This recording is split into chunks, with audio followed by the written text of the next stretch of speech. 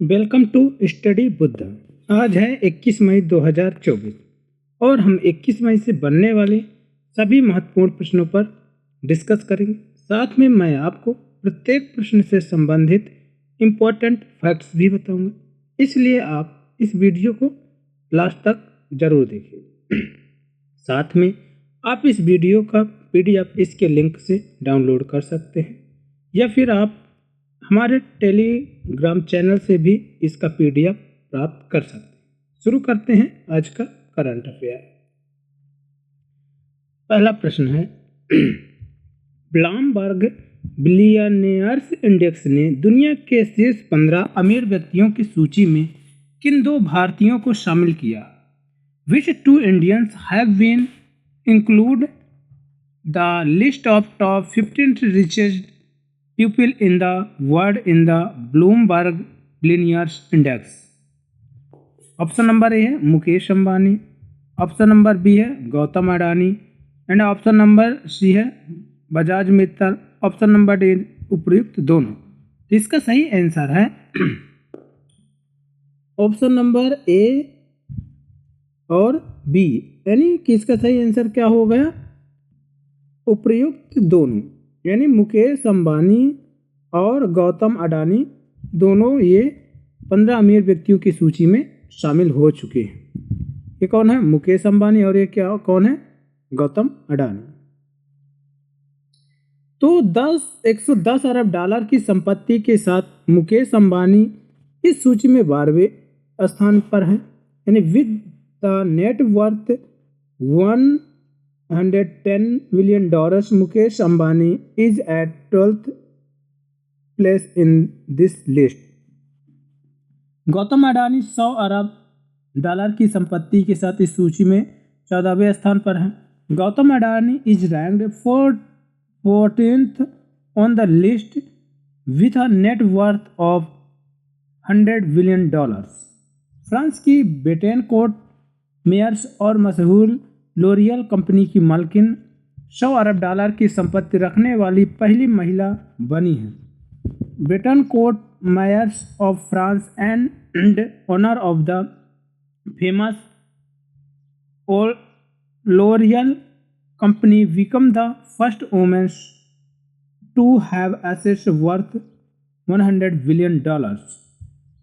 फिर है LVMH founder यानी कंपनी के संस्थापक और मुख्य कार्यकारी अधिकारी बर्नार्ड अर्नाल्ड 222 अरब डॉलर की संपत्ति के साथ दुनिया के सबसे अमीर व्यक्ति बने हुए हैं। LVMH founder and CEO Bernard Arnault remains the world richest person with a net worth of $222 million.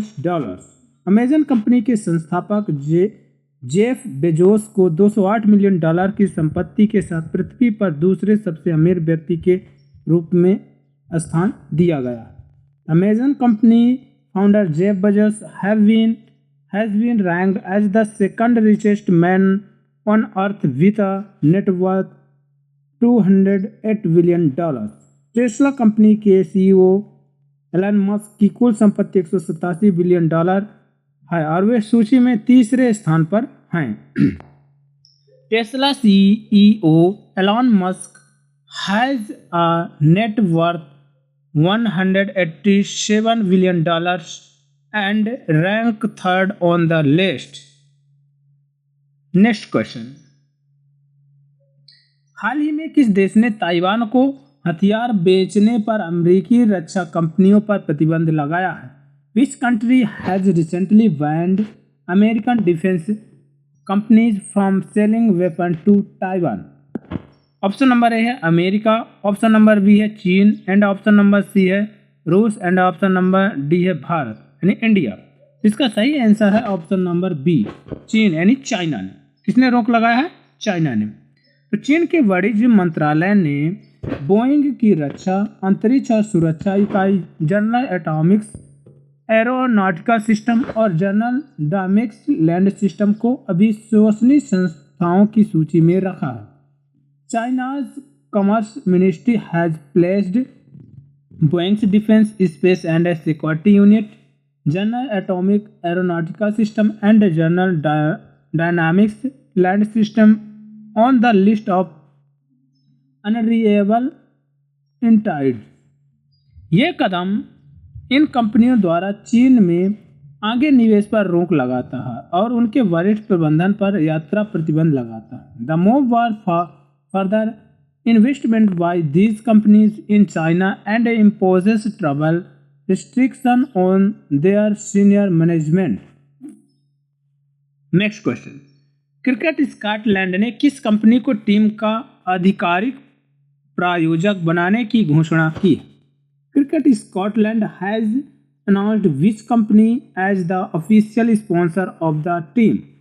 Option number A है Nandini dairy, option number B Apple and option number C है Oppo and option number D है इनमें से कोई नहीं, none of these. तो सही answer है इसका option number A Nandini dairies. This is correct answer option number A Nandini dairy. तो नंदिनी डेयरी आईसीसी पुरुष T20 विश्व कप 2024 में स्कॉटलैंड पुरुष टीम का आधिकारिक प्रायोजक होगी। Nandini dairy will be the official sponsor of the Scotland men's team at the ICC men's T20 world cup 2024। Brand का नाम और लोगो कन्नड़ भाषा में लिखा है। The brand name and logo are written in Kannada language.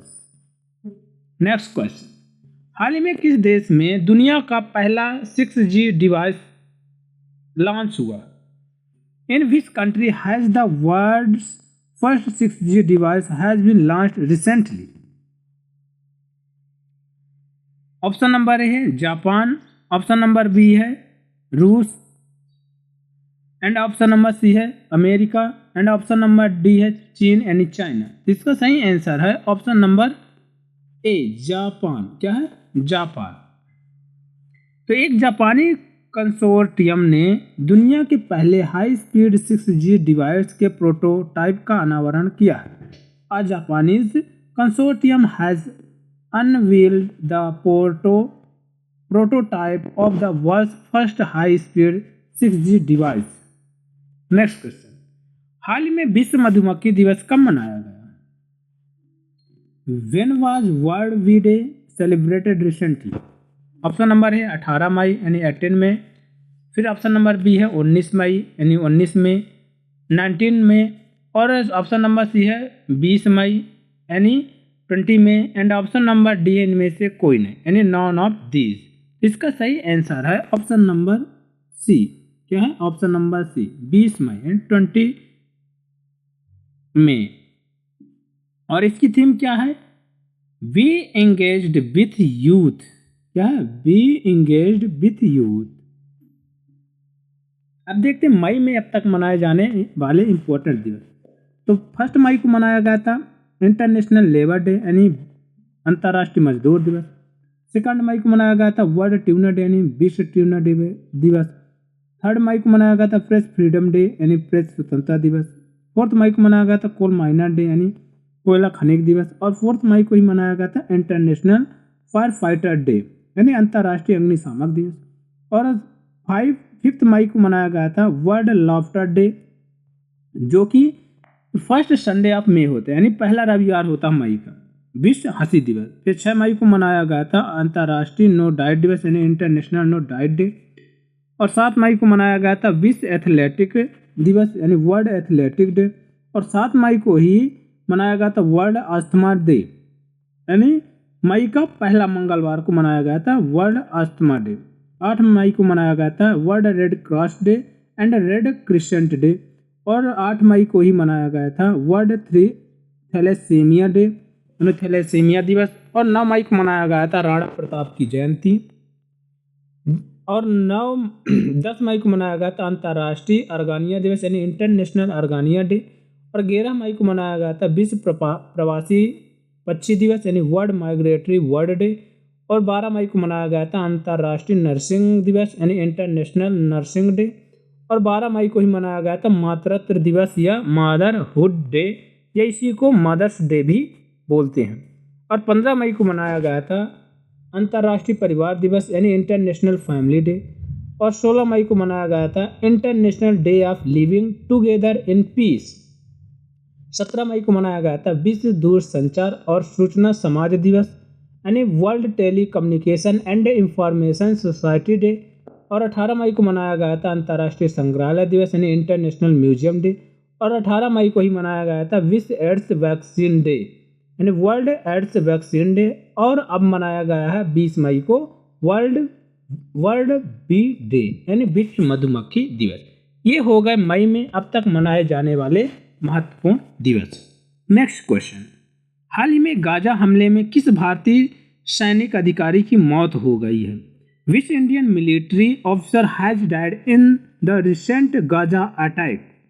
Option number A है Vaibhav Anil Kale, option number B है Vikram Batra, option number C है Saurabh Kalia and option number D है अजय आहूजा। तो इसका सही आंसर है option number A Vaibhav Anil Kale. This is correct answer option number A Vaibhav Anil Kale. ये कौन है? Vaibhav Anil Kale. Who is this? वैभव अनिल काले। तो गाजा में संयुक्त राष्ट्र के सुरक्षा और सुरक्षा विभाग के स्टाफ के सदस्य के रूप में कार्यरत थी। तो was serving as a staff member of the United Nation department of safety and security in Gaza. ये गाजा में थी। Next question, India rating and research यानी इंडरा के अनुसार जीडीपी वृद्धि दर वित्त वर्ष 2023-24 में, यहाँ क्या है 23-24 में कितने प्रतिशत रहने का अनुमान? तो according to India rating and research what is the percentage of GDP growth rate estimated in the financial year 2023 और 2023 और 24? ऑप्शन नंबर ए है 6.6%, ऑप्शन नंबर बी है 6.8% यानी 8%, और ऑप्शन नंबर सी है 7%, और ऑप्शन नंबर डी इनमें से कोई नहीं, नॉन ऑफ दी। तो इसका सही आंसर है ऑप्शन नंबर सी 7%। कितना रहने का अनुमान है? 7%। तो इंडिया रेटिंग एंड रिसर्च का अनुमान है कि मार्च तिमाही में सकल घरेलू उत्पाद यानी जीडीपी की वृद्धि दर 6.7% और पूरे वित्त वर्ष के लिए 6.9% से 7% रहेगी। India rating and research estimated gross domestic product यानी GDP growth rate at 6.7% in the March quarter and 6.9% to 7% for the full fiscal year. Next question, हाल ही में बुनियादी ढांचा परियोजना के लिए किस बैंक ने सिक्योरिटी बॉन्ड बीमा लॉन्च किया है? Which bank recently launched security bond and insurance for infrastructure project? Option number है SBI bank and option number B है HDFC bank and option number C है union bank and option number D है LIC insurance. इसका सही answer है option number A SBI bank. तो State Bank of India की गैर जीवन बीमा शाखा यानी एसबीआई जनरल इंश्योरेंस ने इंफ्रास्ट्रक्चर परियोजनाओं के लिए सुरक्षा व्यवस्था प्रदान करने के उद्देश्य से सिक्योरिटी बॉन्ड बीमा लॉन्च किया है। SBI general insurance the non life insurance arm of State Bank of India has launched security bond insurance with an aim to provide security for infrastructure projects. Next question, हाल ही में IDFC first bank के board में पूर्वकालिक निदेशक के रूप में किसे नियुक्त किया गया है? Who has been recently appointed as full-time director on the board of IDFC First Bank? Option number A है Pradeep Natarajan, option number B है Nalini Prabhat, option number C है Indrajit Singh, option number D है इनमें से कोई नहीं। इसका सही आंसर है option number A Pradeep Natarajan and this is correct answer option number A Pradeep Natarajan. क्या है? प्रदीप नटराजन। भारतीय रिजर्व बैंक ने आईडीएफसी फर्स्ट बैंक के बोर्ड में पूर्वकालिक निदेशक के रूप में प्रदीप नटराजन की नियुक्ति के लिए अपनी मंजूरी दे दी है।